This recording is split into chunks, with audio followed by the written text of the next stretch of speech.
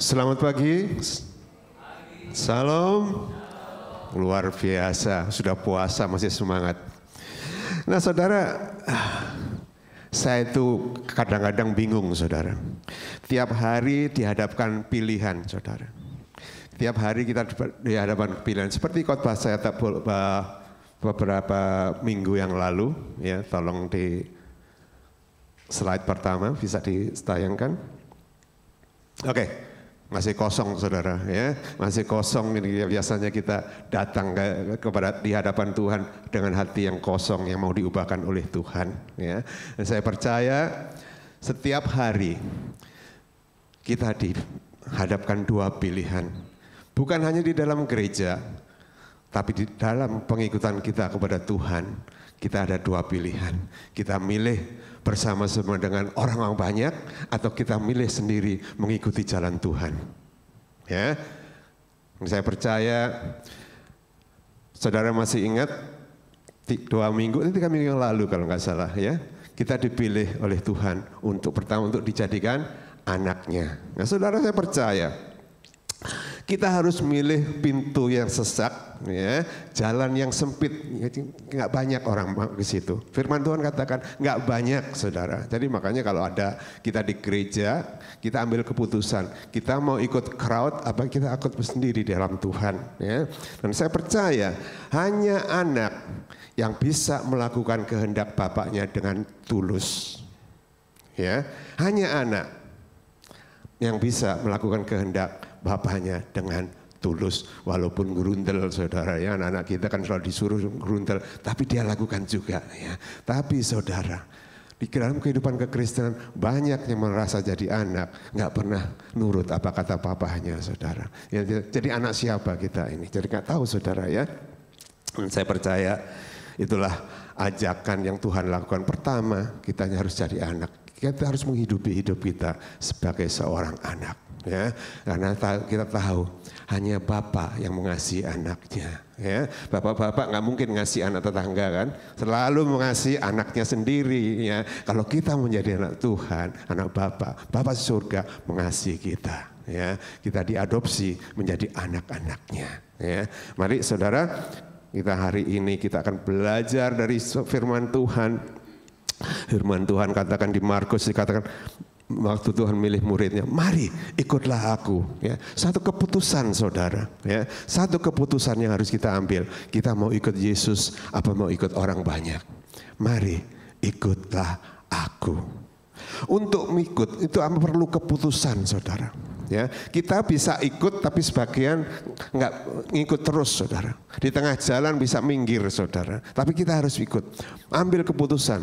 Mengikut itu saudara, kita nggak bakalan ngikut setiap orang. Tapi kalau kita tahu orang itu baik, orang itu berkuasa, kita akan ikut mereka. Seandainya saudara, Pak Jokowi datang ke sini, saudara, ayo ikut aku. Saudara ikut enggak? Duitnya banyak, kekuasaannya banyak, pasti ikut saudara, ya. Kita ikuti, kita ingin mengikut Kristus. Kristus yang menjadi panutan kita. Dia meninggalkan teladan bagi kita. Saya percaya. Yang kedua yang harus kita baca ayatnya dari Injil Matius, saudara. Nah, pertama, yang kedua kita harus menjadi murid Kristus. Ya, murid Kristus, saudara. Kenapa murid? Tuhan Yesus nggak pernah memanggil jemaat. Mari kamu ikut aku. Dia panggil murid-muridnya. Kalau saudara, ini familiar sekali saudara cerita-cerita ini ya. Tuhan Yesus memanggil murid-muridnya. Dia nggak memanggil jemaatnya. Banyak yang datang saudara. Banyak yang mengikuti dia. Ribuan saudara. Tapi dia hanya pilih beberapa orang. Mari ikut aku. Yang 12 orang ini menjadi muridnya. Jadi murid bukan sembarang murid, saudara. Tapi karena Kristus tahu, setiap orang yang percaya mendapat kuasa untuk menjadi anaknya. Jadi untuk menjadi murid syarat pertama kita harus benar-benar meyakini aku anak Tuhan. Anak mewarisi tugas papahnya, saudara. Ya. Ayat yang kita baca dari Injil Matius, saudara, ini yang sejak Eklesia didirikan, saudara. Ini ayat menjadi suatu ayat yang menjadi ayat menguatkan kita semua, ya. Karena itu pergilah, jadikanlah semua bangsa muridku dan baptislah mereka dalam nama Bapa dan Anak dan Roh Kudus, dan ajarlah mereka melakukan segala sesuatu yang telah kuperintahkan kepadamu, dan ketahuilah aku menyertai kamu senantiasa. Coba kita renungkan, saudara, atas panggilan Tuhan dalam hidup kita. Kalau kita mau bukan hanya berhenti sampai hanya percaya saja, banyak orang yang hanya percaya saja. Tapi Tuhan Yesus nggak mau berhenti di situ. Semua yang dipanggilnya diberi kesempatan untuk menjadi murid-muridnya. Murid adalah orang yang taat. Pertama, seorang murid adalah orang yang taat. Seorang murid adalah orang yang punya kemauan tinggi, kemauan untuk belajar, kemauan untuk berubah. Seorang murid mencerminkan gurunya, saudara. Ya, pepatah Indonesia kalau guru apa, kencing berdiri, murid kencing berlari. Jadi saudara kalau kepingin lihat orang, lihat saja itu anak-anaknya. Kalau anak-anaknya begitulah papahnya, saudara, ya. Kalau anaknya suka marah-marah, suka ngomel-ngomel, nah pasti orang tuanya juga suka marah-marah, ngomel-ngomel, saudara. Tapi saudara, saya percaya kadang-kadang kita mau jadi murid, tapi nggak mau orang yang menjadi guru, saudara. Kalau nggak ada guru, nggak ada murid. Ya, ada guru nggak ada murid, nggak berlaku, saudara. Jadi ini satu lingkaran. Ada guru, ada murid, ada murid, ada guru. Murid adalah akan dijadikan guru, saudara. So kita nggak bisa berdiri kalau saudara duduk di bangku sekolah, saudara. Ada guru, pasti dia dulu pernah menjadi murid, iya kan? Nah, bergilir sedemikian rupa, saudara. Setiap orang ini panggil Tuhan, bukan hanya dipanggil untuk percaya, dipanggil menjadi anaknya, dan dipanggil menjadi muridnya. Makanya saudara, dari gambar tadi, yang milih untuk mengikut Kristus itu nggak banyak, saudara. Karena kita merasa aku nggak mampu jadi guru. Coba saudara, setiap orang punya kemampuan masing-masing. Ya, coba ada suatu cerita orang tua yang nggak bisa bicara, tapi dia berbuat banyak, saudara. Berbuat banyak. Orang-orang ternyata anaknya itu menurun apa yang orang tuanya lakukan. Setiap anak pasti tanpa bicara saja. Coba kalau nggak percaya, setiap kali kalau saudara lihat di pulang gereja sana, ya, pulang duduk ke bawah, kalau Pak Pastor Yapi sedang mungut sampah-sampah untuk dimasukin, ya, lama-lama pasti ada orang yang niru. Dia nggak berkata, ayo disambut nggak, saudara. Tapi tiap kali ada sampah, dia bungut taruh sampah. Tiap ada sampah, masuk tong sampah. Lama-lama pasti ada yang nurut. Tanpa bicara, tanpa apa-apa. Nah saudara, sebenarnya tanpa disadari, kita semua itu adalah guru. Menggurui anak-anak kita. Menggurui tetangga kita. Coba apa yang saudara lakukan sekarang nggak melihat dari orang lain? Banyak sekali, saudara, ya. Banyak sekali yang kita lakukan karena kita meniru orang lain. Jadi kita harus sadar, Tuhan Yesus datang bukan hanya untuk menyelamatkan, menjadikan kita anaknya, tapi akan mendidik kita supaya kita bisa membagikan, mengajarkan kebenaran kepada semua orang. Kenapa nggak pilih 100.000 orang yang mengikuti dia? Karena dia tahu terlalu banyak itu saudara, susah ngajarnya. Makanya dia hanya pilih 12. Jadi kalau life group lebih dari 12 susah. Ributnya makannya saja saudara, ya. Ribut makan saja karena terlalu banyak, susah. Sampai life leadernya bingung kapan mulainya ini sharing firman Tuhan. Terus terang saja saudara, life group biasanya berapa jam? 2 jam, makannya 1,5 jam, sharingnya 1,5 jam. Mari saudara kita belajar menjadi seorang murid. Itu adalah tugas kita, bukan tugasnya Pastor Yabi, bukan tugas Pastor Nino, bukan tugasnya Pastor Jasmine, bukan tugas saya. Tapi kita semua punya tugas yang sama, menjadi murid dan mengguruin orang lain.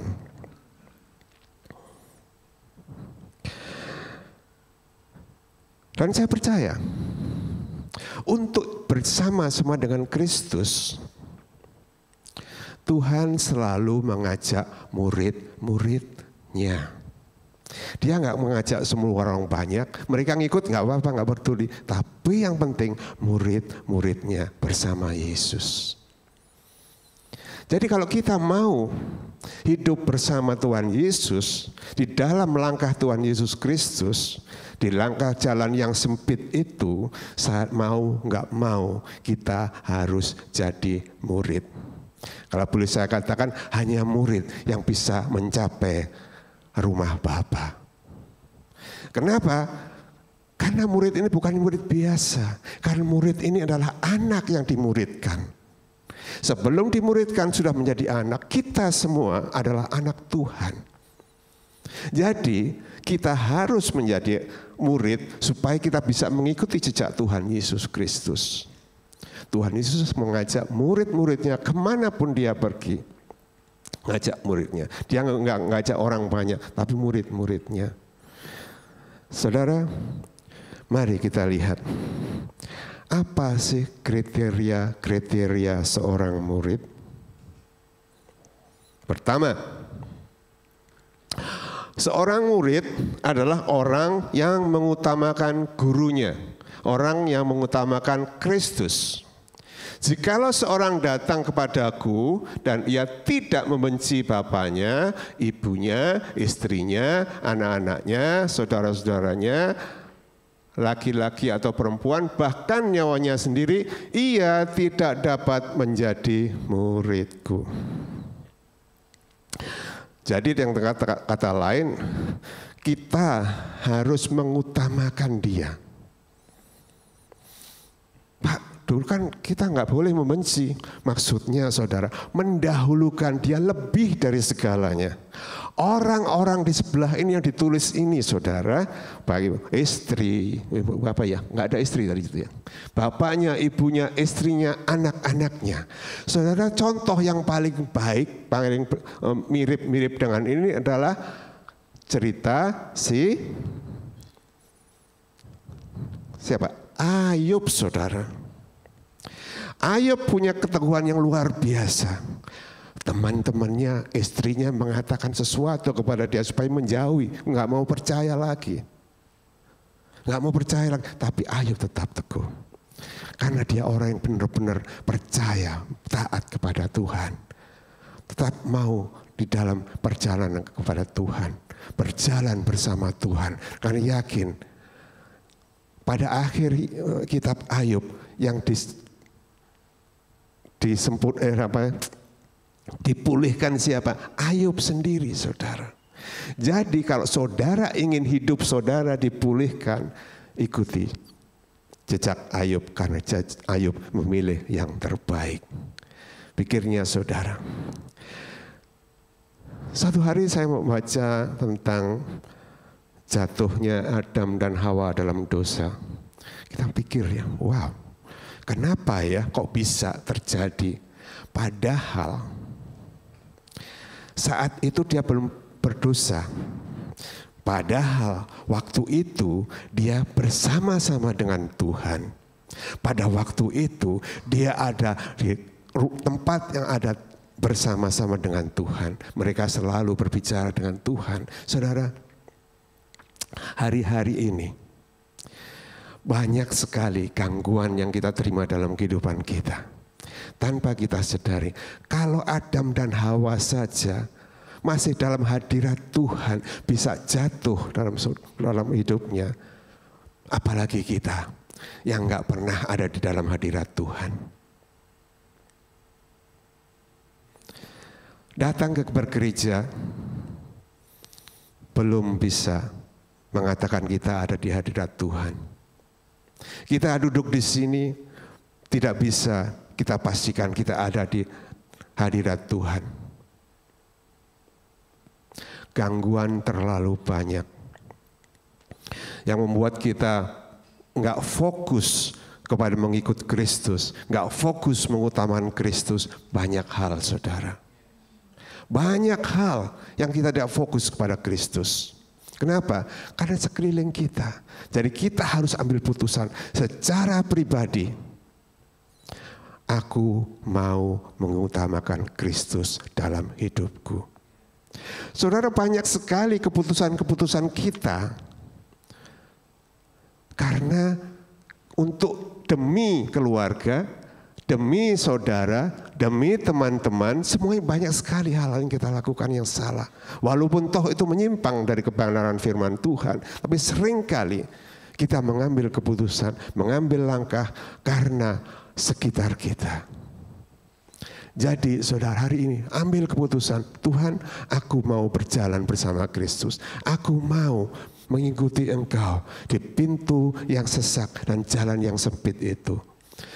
Saudara, kalau kita ngikutin arus orang, kita akan tersesat. Tapi kita arus Yesus Kristus, kita akan sampai di rumah Bapa pada akhirnya.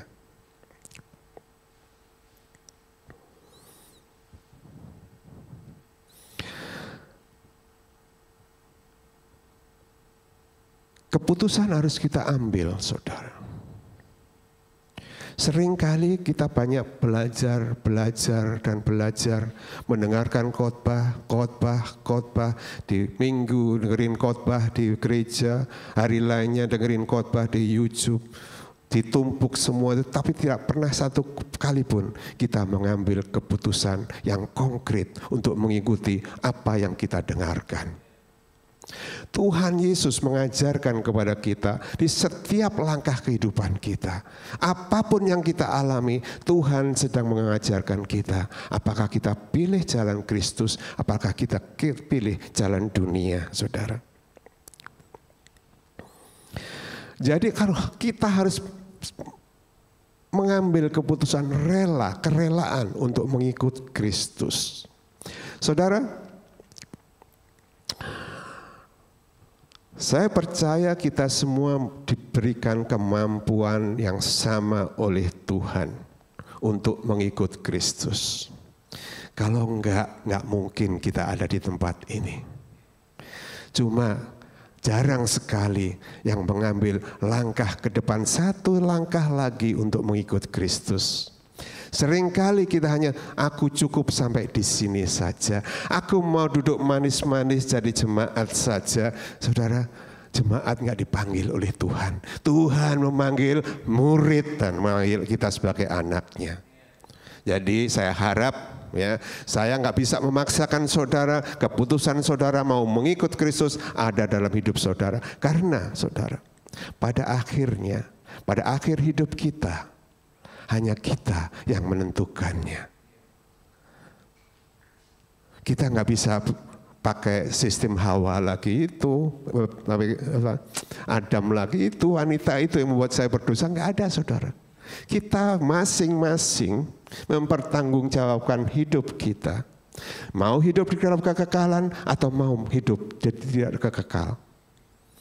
Pilihan kita. Saya nggak bisa, masih ada keluarga, anak masih kecil-kecil, masih ada alasan banyak, 1001 alasan bisa kita ikuti, saudara. Kemarin saya ikut seminar, saudara, seminar bukan seminar retreat, saudara. Ada orang, anaknya masih 2 bulan, umur 2 bulan, ditinggal hanya untuk belajar menjadi murid. Punya kemampuan, punya komitmen. Harus mempunyai komitmen. Kalau saudara mau menjadi murid, harus punya komitmen. Komitmen untuk belajar, mempelajari, komitmen untuk melangkah. Apa yang kita pelajari. Saudara, hanya firman Tuhan yang bisa membawa kita mengikut Kristus. Kristus memberikan contoh yang sangat baik, saudara. Dikatakan murid, waktu murid-murid tanya, di mana tempat tinggalmu? Dia balik, saudara, ditanya. Untuk taruh kepala saja dia nggak ada, saudara. Bayangkan bagaimana itu dia sibuknya, saking sibuknya, saudara. Dia untuk tidur saja nggak ada waktu, saudara. Sedangkan kita kalau nggak tidur 8 jam ngamuk-ngamuk, saudara. Nggak tidur 8 jam ngamuk, alasannya kenapa? Nggak bisa tidur semalam. Ya aduh, saudara. Bayar harga mengikut Kristus. Bayar harga mengikut Kristus. Mari saudara, kita ambil keputusan. Saya nggak bisa paksakan. Ambil keputusan hari ini. Karena saudara, kalau saudara menunggu saudara keluar sana, saudara akan tidak pernah mengambil keputusan. Tapi hari ini, siapa yang layak mau menjadi muridnya harus mengutamakan Kristus. Di dalam setiap hal, di dalam setiap langkah.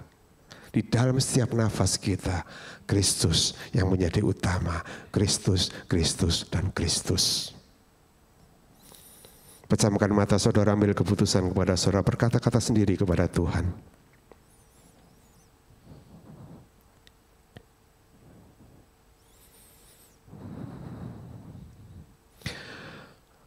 Yang kedua, kita harus bisa menderita bersama-sama Kristus bagi Kristus. Barang siapa yang tidak memikul salibnya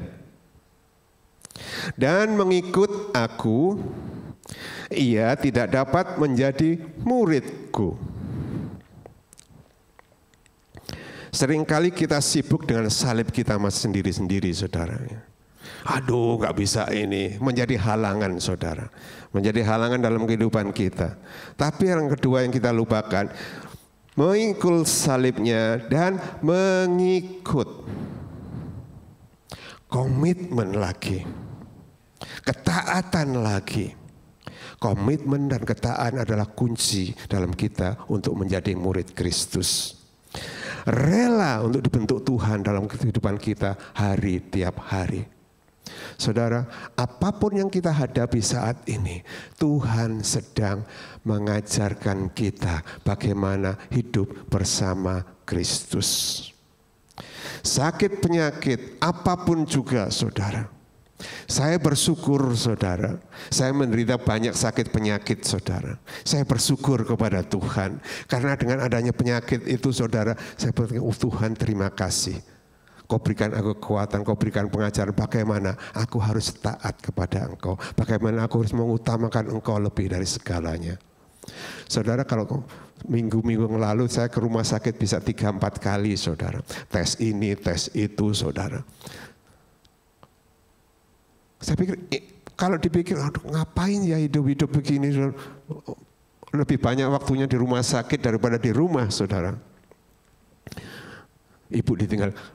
Tinggal aja di rumah sakit sekalian katanya. Karena lebih banyak di rumah sakit daripada di rumah, saudara. Tapi kita lihat poinnya di sini, saudara. Segala sesuatu yang kita alami, Tuhan mengizinkan itu terjadi untuk kebaikan bagi kita, untuk mengambil keputusan, mentaati, mengutamakan Yesus dalam kehidupan kita. Apapun yang kita alami. Omongan sana, omongan sini, bersyukur. Ya, bersyukur banyak orang yang cerewet di sekeliling kita. Ini aku kemarin ketemu saudaranya, keponakannya Kok Tiong Sik. Dia bercanda saudara. Saya ketemu pendeta. Dia bilang, waduh, apa ya? Itu telinganya yang kanan dan kiri itu berbeda. Yang ke kiri tajam sekali. Yang kanan udah nggak ketolongan. Sudah pakai apa tetap nggak bisa. Ditanya lagi, kenapa? Kenapa kamu bisa begitu? Istri saya tidurnya di sebelah kanan saya. Joke saudara ya. Tapi dia enggak, saudara hari ini. Kalau kita mengalami sesuatu. Saya percaya kita semua mengalami banyak hal dalam kehidupan kita. Seolah-olah kita mikul salib berat sekali saudara. Mau datang ke gereja juga berat sekali. Tapi marilah datanglah kepadaku engkau yang letih lesu. Ya, dikatakan selanjutnya, bebanku tidak berat, bagiku enak saudara. Percayalah firman Tuhan yang mengatakannya. Ikut Tuhan Yesus itu enak saudara. Ya, kita cari makanan enak, tapi nggak mau ngikut Kristus. Enaknya berbeda saudara ikut Tuhan, enaknya berbeda. Jadi kita harus memutuskan waktu mengikut Kristus. Aku mau mengikut Engkau Tuhan, aku menjadi murid-Mu Tuhan. Harus hanya murid yang bisa mengikut Kristus.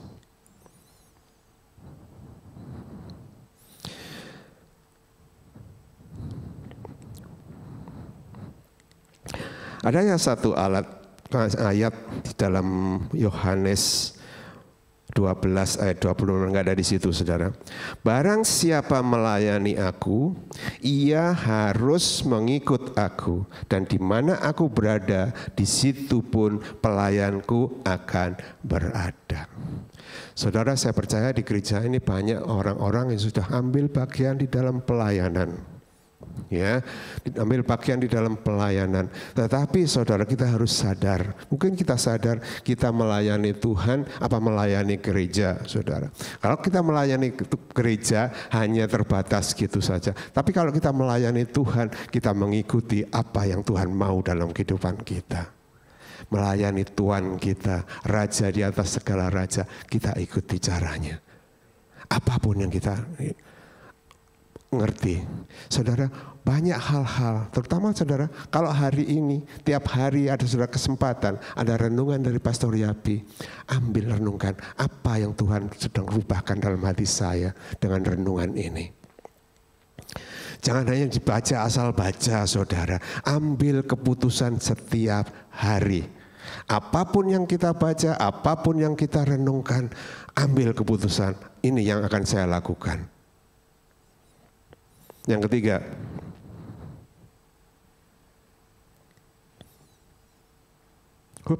kelewat ya.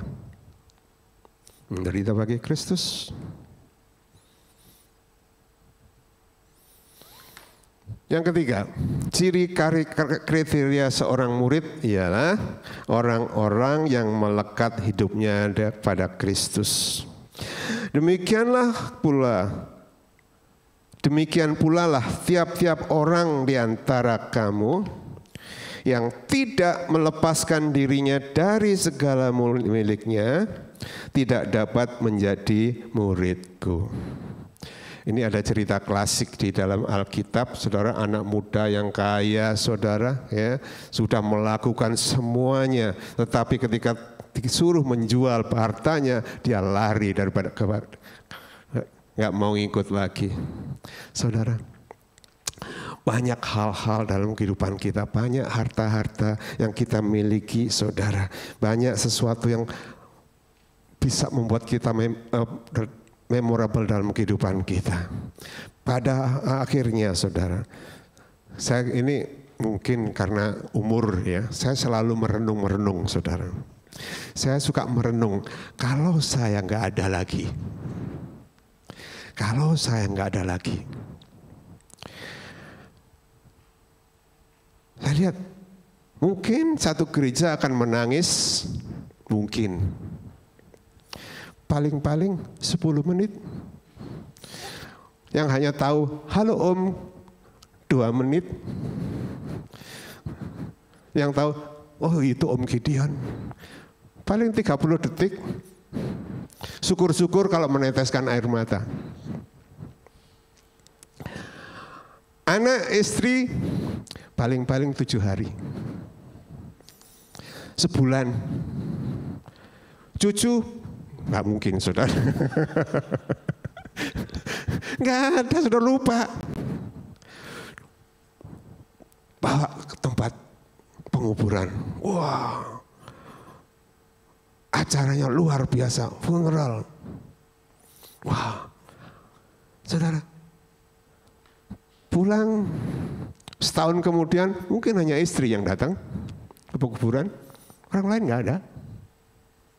Nggak ada saudara. Coba tanya Ibu Jasmine.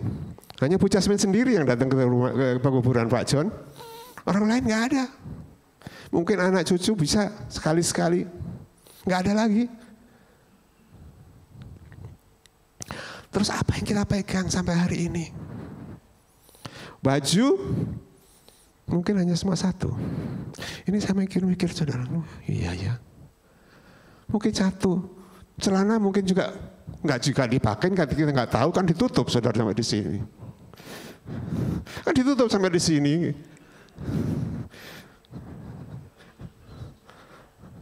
Iya kan? Saya mikir-mikir, wow. Jalan lagi, mikir lagi. Iya ya.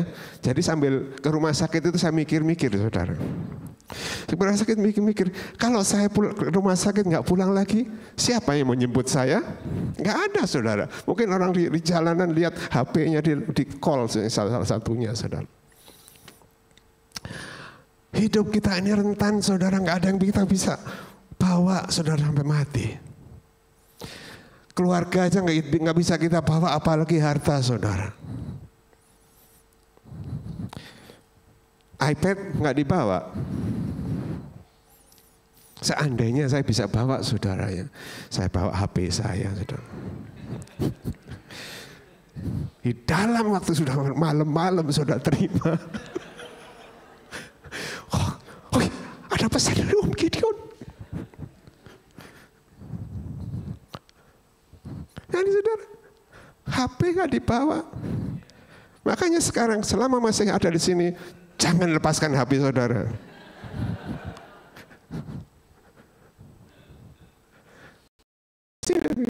Banyak orang yang nggak pernah bisa lepas sama HP saudara. Ada kesempatan dikit, diajak ke gereja, tunggu sebentar. Utamakan Kristus di dalam segala hal kehidupan kita. Apa yang kita membawa. Kita membawa ada lagu-lagu, kita membawa apapun juga. Saudara, ini benar saudara. Saya ngomong sini bukan karena sudah berumur saudara. Kita semua punya hari yang sama. Ya, nggak ada yang tahu kapan kita dipanggil Tuhan. Dipanggil Tuhan bukan karena umur saudara. Bukan karena sakit penyakit. Bukan karena dosa. Bukan karena kudus. Tapi waktunya dari Tuhan yang tahu. Kalau sudah waktunya, saudara, kalau sudah waktunya Tuhan itu, kita mau bersama Tuhan atau kita mau bersama iblis, Tuhan nggak peduli itu. Selama kita diberi kesempatan untuk bernafas, selama kita masih bisa bernafas, utamakan Kristus dalam hidup kita. Melekat kepada Kristus. Dia mau menggandeng kita. Nggak ada tangan yang bisa membawa kita selain tangan Kristus. Nggak ada jalan yang bisa kita ikuti selain Kristus Yesus. Saudara, syaratnya untuk menjadi Kristus, milik Kristus, saudara, ambil keputusan. Bukan karena orang lain, bukan karena siapa-siapa, tapi kita punya kewajiban, kita punya tugas dari Tuhan untuk memuridkan, untuk membawa orang yang belum pernah mendengar tentang Kristus yang telah kita bagi, kita terima. Sayangnya, 90% orang yang percaya orang yang mementingkan dirinya sendiri. Kenapa memilih? Aku sudah selamat, nggak peduli orang lain. Aku sudah kenal Kristus, nggak peduli orang lain. Nggak peduli tetangga saya. Sedikit-sedikitnya kita berdoa buat mereka. Kalau saudara nggak bisa berbicara, doakan mereka. Pasti Tuhan akan rubah. Bukan ngerubah dia juga, tapi ngerubah saudara. Kenapa? Ketika kita berdoa untuk orang yang terhilang, hati kita dikobar, digerakkan oleh Tuhan. Digerakkan, aku rindu untuk membawa orang datang kepada Tuhan. Mulai dari mana? Dari doa, saudara. Berdoa buat orang-orang yang tidak percaya.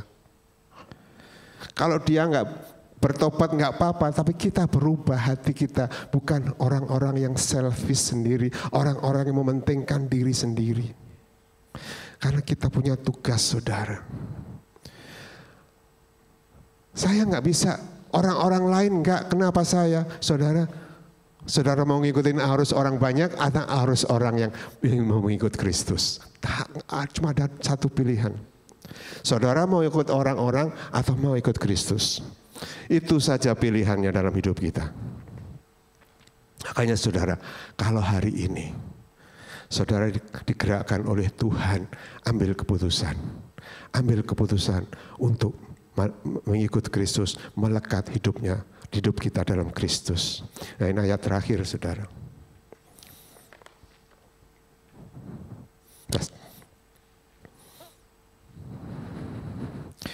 Tetapi sekarang juga demikianlah firman Tuhan dari Yoel, saudara. Yoel 2 ayat 12.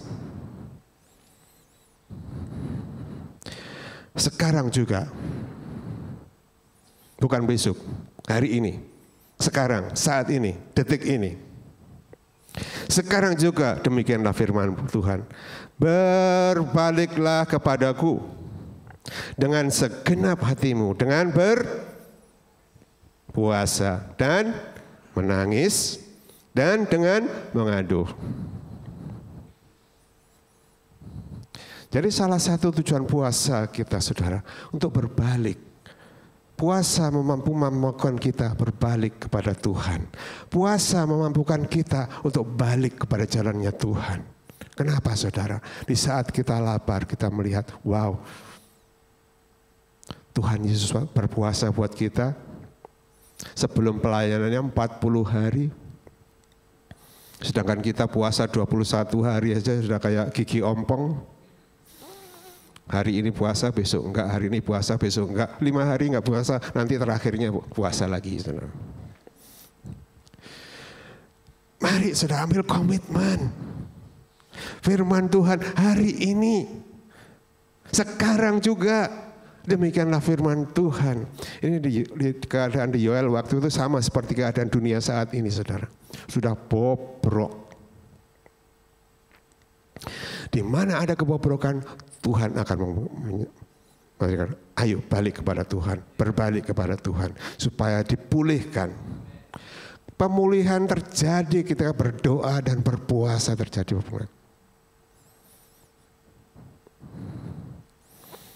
Enggak, saya tulis di situ yang ayat 13 lucu. Koyakkanlah hatimu, jangan pakaianmu, saudara. Ya, banyak sekali kepercayaan hanya mengoyakkan baju-baju, saudara. Tapi koyakkan hatimu, menangis, benar-benar mengaduh, Tuhan, aku mau berbalik kepadamu. Benar-benar bertobat kembali kepada Tuhan. Kembali kepada Tuhan. Jadi saya harapkan dengan mendengarkan hal-hal ini, kita ambil keputusan untuk menjadi murid Kristus. Karena saudara, gak ada hal yang mulia, yang paling di surga ketika ada orang bertobat kembali kepada Tuhan. Seluruh malaikat-malaikat bersorak-sorai. Senang gak saudara? Malaikat di surga ada seorang datang kembali kepada Tuhan. Hari ini kalau saudara jauh dari Tuhan dan berbalik kepada Tuhan, malaikat-malaikat di surga bersorak-sorai menyanyi untuk kita akan bersuka cita, saudara. Bersuka cita dalam kehidupan kita. Saya nggak panjangkan lagi, saya panggil singers untuk nyanyikan satu lagu.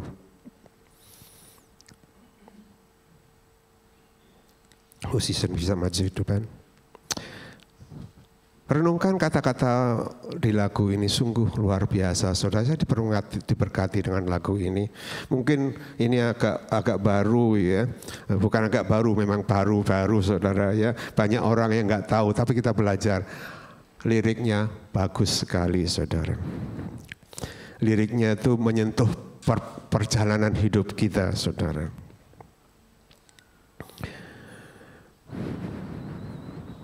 Dan saya percaya kerinduan Tuhan untuk membawa kita menjadi muridnya itulah kerinduan yang utama dalam kehidupan kita. Supaya kita bisa menjadikan orang-orang menjadi murid dan murid-murid memuridkan orang lain. Sesuatu hal yang berkesinambungan. Kenapa Kristus tidak memilih ribuan orang, Ia hanya memilih 12 orang untuk dijadikan muridnya. Di akhir pelayanannya yang 3,5 tahun, dari 12 orang ada 120 orang murid-muridnya. Sudah mulai berubah lagi.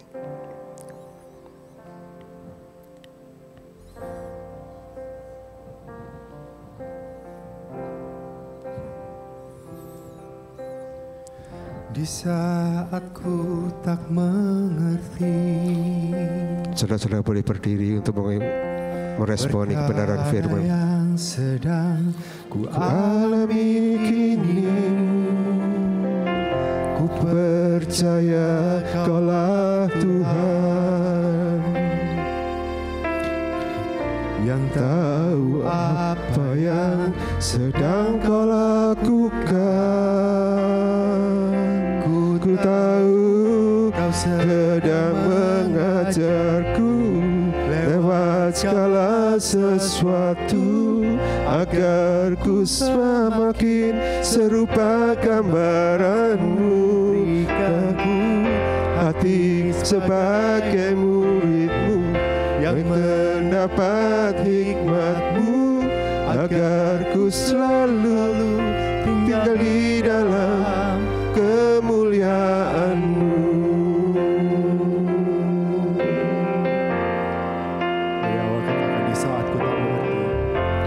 Saat ku tak mengerti perkara yang sedang ku alami kini, ku percaya Kaulah Tuhan yang tahu apa yang sedang ku lakukan. Sedang mengajarku lewat segala sesuatu, agar ku semakin serupa gambaran-Mu. Berikan ku hati sebagai murid-Mu yang mendapat hikmat-Mu, agar ku selalu tinggal di dalam kemuliaan.